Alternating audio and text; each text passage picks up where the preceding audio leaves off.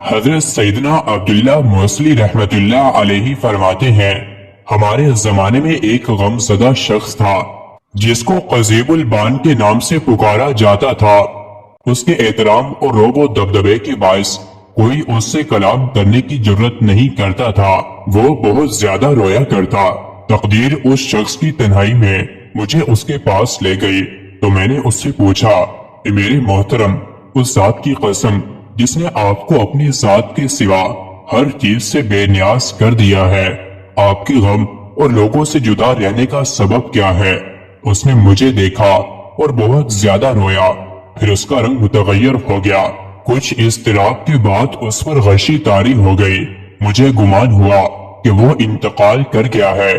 بہرحال جب اسے ہوش آیا تو میں نے باتوں ہی باتوں میں اسے مانوس کر لیا اور اسے مخاطب کر کے اس کا دل بہلایا اور اسے قسم دے کر اس کی حالت کے متعلق دریافت کیا تو وہ روتے روتے اپنا واقعہ بیان کرنے لگا۔ میں اپنے شیخ کی خدمت کیا کرتا تھا، وہ ابدال میں سے تھا۔ میں نے 40 سال اس کی خدمت کی۔ وہ بہت عبادت گزار تھا۔ اس نے اپنی وفات سے 3 دن قبل مجھے بلا کر کہا، اے میرے بیٹے، اے اللہ عز و جل کے بندے، میرا تجھ پر اور تیرا مجھ پر حق ہے، اور تجھ پر میرے مکمل حقوق میں سے ایک یہ ہے کہ تو میری باتیں غور سے سنے اور میری وصیت کو پورا کرے۔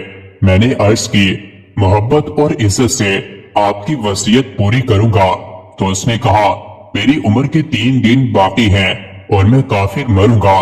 جب میں مر جاؤں تو مجھے میرے کپڑوں سمیت رات کی تاریکی میں ایک تابوت میں رکھ کر شہر سے باہر فلاں جگہ لے جانا اور طلوع آفتاب تک وہیں ٹھہرے رہنا۔ جب تو کسی قافلے کو آتے ہوئے دیکھے کہ جن کے پاس بھی ایک تابوت ہوگا، وہ اس کو میرے تابوت کے پہلو میں رکھ دیں گے اور میرا تابوت لے جائیں گے۔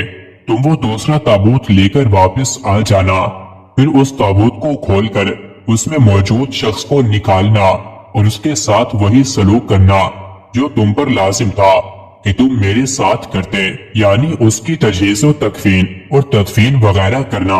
یہ سن کر میں رو رو کر پوچھنے لگا، ایسا معاملہ ہونے کی وجہ کیا ہے؟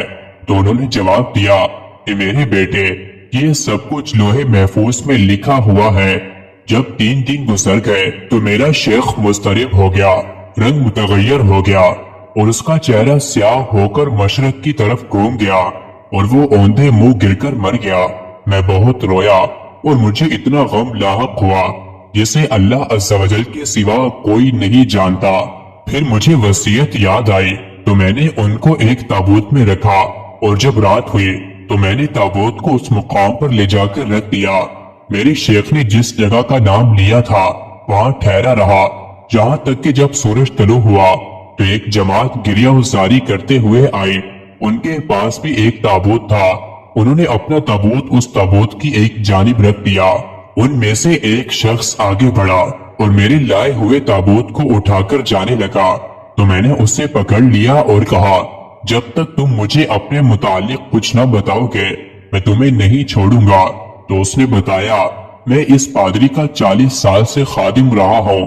اس نے اپنی موت سے 3 دن قبل مجھے بلا کر کہا، اے میرے بچے، میرا تجھ پر اور تیرا مجھ پر حق ہے۔ تجھ پر میرے مکمل حقوق میں سے ایک یہ ہے کہ جب میں 3 دن بعد مر جاؤں تو تم مجھے ایک تابوت میں رکھ دینا اور اٹھا کر فلاں جگہ رکھ دینا۔ اور اس جگہ کا ذکر کیا اور کہا کہ اگر تو وہاں رکھا ہوا کوئی دوسرا تابوت پائے تو میرے تابوت کو اس کی جگہ رکھ دینا اور اس کو اٹھا کر گرجے میں لے جانا اور میرے ساتھ جو معاملہ کرنا مجھ پر واجب ہے وہی اس کے ساتھ کرنا، یعنی عیسائیوں کے طریقے پر دفن کرنا۔ جب 3 دن گزر گئے تو ان کا چہرہ خوشی سے کھل اٹھا، کلمہ شہادت پڑھا اور مسلمان ہو کر انتقال کر گئے۔